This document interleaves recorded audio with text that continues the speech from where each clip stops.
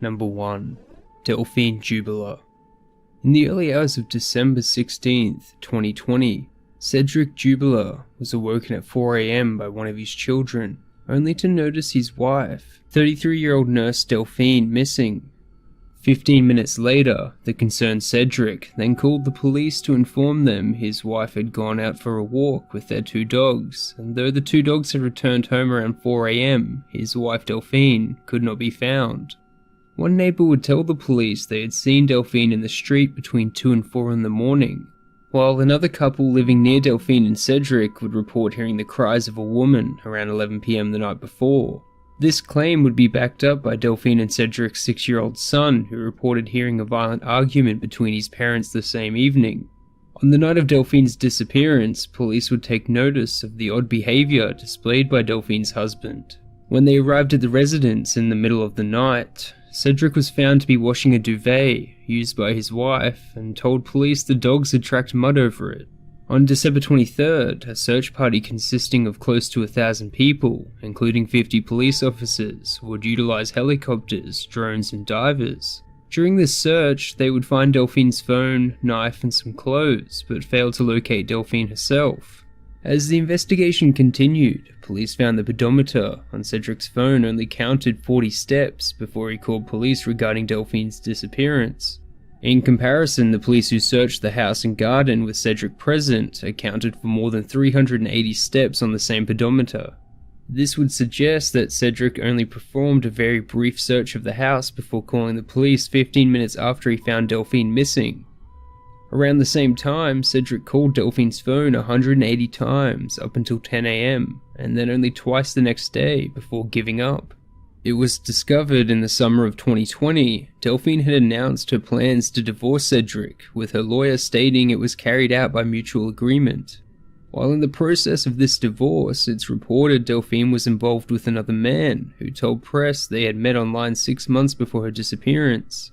The man stated the two planned to move in together, and at 11 PM on December 15th, the night before Delphine went missing, she had sent him a picture in her nightgown, ready to go to bed. The same nightgown would later be found in the dirty laundry bin of her home. Police were able to confirm Delphine's phone signal had stopped on December 16th within a 2-kilometer radius of her home. They would also discover her phone's flashlight was never turned on despite the pitch black night and lack of street lighting in the area. When Delphine's car was searched, investigators theorized that it had been moved during the night as the car was in drive, while Delphine was known to have kept her car in the reverse gear when parked in the driveway. Though traces of condensation were found in the car, no trace of blood was found in the house or vehicle. It's believed that the divorce between Cedric and Delphine gave rise to a lot of arguments between the couple. On January 13th, 2021, an empty message would be posted from Delphine's Facebook account, despite Delphine being the only one to have access to it. Again on February 9th, the messenger application would reactivate. However, police believe these reactivations were caused by computer searches conducted by investigators. While Delphine was going through a difficult period with her divorce, prosecutors believe Delphine loved her job, planned for the future, and intended to settle down with a new partner, ruling out suicide or voluntary disappearance. On June 18th, 2021, police would arrest Cedric Jubillar on charges of aggravated murder, stating, "It has been established that this disappearance is unlikely to be voluntary." While the couple's divorce lawyer claimed their pending separation was a mutual agreement, it's been reported Cedric found it difficult to accept the divorce and attempted to win back his wife in all the wrong ways. Prosecutors would state Cedric had maintained surveillance of his wife, often checking her account to keep an eye on her expenses, and Cedric himself would be described by prosecutors as someone who could be brutal, rude and aggressive, including towards his own children. Cedric admitted having made derogatory remarks towards Delphine and stated, "I do not have a strong language like some people, or like you, very high up, and who have polite terms. I have disagreeable and meaner terms," in response to messages sent to his mother, stating, "I'm going to kill her, I'm going to bury her, no one will find her." Cedric is quoted as saying, "I was angry, I was letting off steam. Cedric's defense would also counter the claim by prosecutors that Cedric's pedometer only counted 40 steps, stating after the reanalysis, it was revealed he had done at least 8 times more. In response to the duvet in the washing machine, they would state no evidence had been found, and the washing machine was not even turning whilst the police were present. At this point in time, the court proceedings are still ongoing, but Delphine Jubillar is still nowhere to be found. Number 2. Jayden Penno-Thompsett.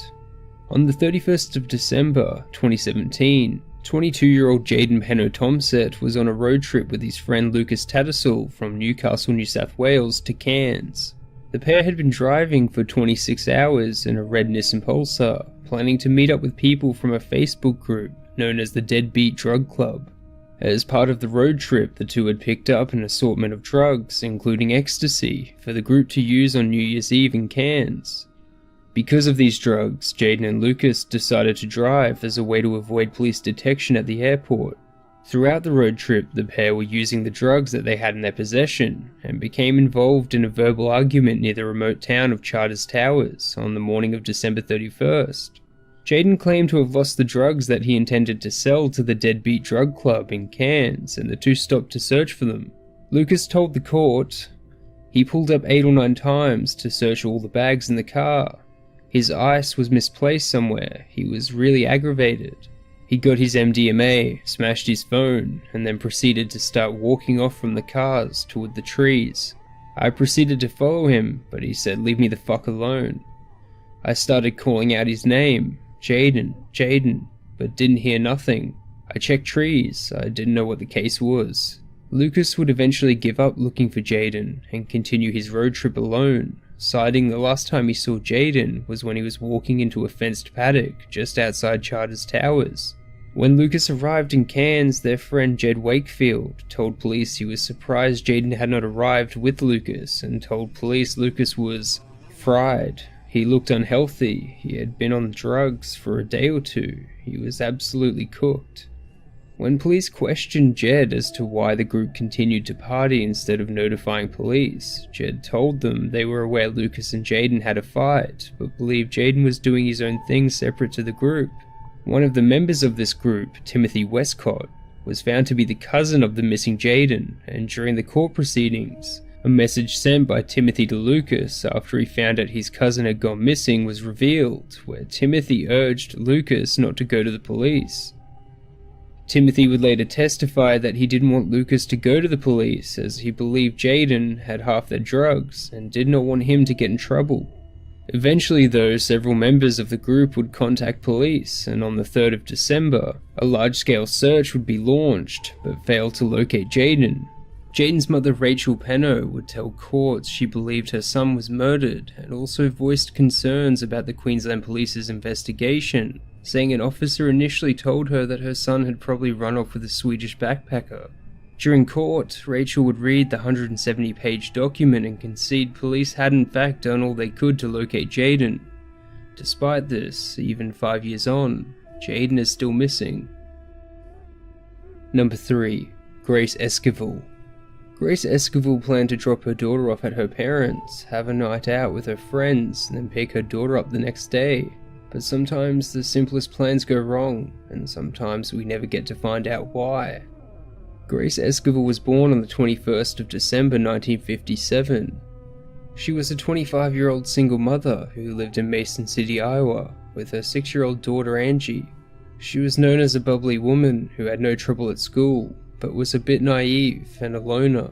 She was only 18 and graduating high school when she gave birth to a daughter in 1976. On June 10th, 1983, Grace had organized a night out with some of her friends and had asked her parents, Manuela and Armando, to watch Angie for the night. Grace would drop Angie off for her overnight stay and went off with her friends. The next day, Grace's parents went to drop Angie back off at home, but when they arrived, Grace was nowhere to be found. But while they could not find Grace, everything else looked completely normal. Grace's bed was turned down, looking as though she was about to go to bed, and her wallet and driver's license were left behind. A missing persons report was then filed to the Mason City Police Department. A newspaper article in the North Iowa Globe-Gazette about Grace and her family was published on Sunday, May 28, 1989, 6 years after her disappearance. The article was published on the front page with a picture of Grace's parents and Angie holding a picture of her and her mum. It says that the police initially told the family they couldn't act for 72 hours, and that she probably just wanted some time to herself. But Manuela insisted that this was not like her. She always told them where she was going. Grace's family hoped that she would contact them when her father Armando had a car accident a week later, or on Angie's 7th birthday in August, or even at Christmas, but she was still not seen or heard from. The only other update that can be found on this case was published on the Doe Network on the 27th of November 2021, stating that Grace called her sister, who lives in Texas, a few weeks before her disappearance, asking if she could come stay with her for a while, but her sister said no. It feels like there are so many missing pieces to this confusing puzzle, so little information and evidence. This case raises so many questions, such as were Grace's friends from the night out interviewed, and did Grace go out with them and get home safely to their knowledge? If Grace had a car, were the car and the car keys still in the home? What did her and her sister discuss before she said no to her coming over? Did she sound stressed or concerned, or was it just a visit? Is it related to her disappearance at all? Grace's case still remains unsolved. Police believe she was taken against her will, but with little evidence found, there is still no indication of what really happened that night. If Grace Esquivel is still alive, she would be 64 years old.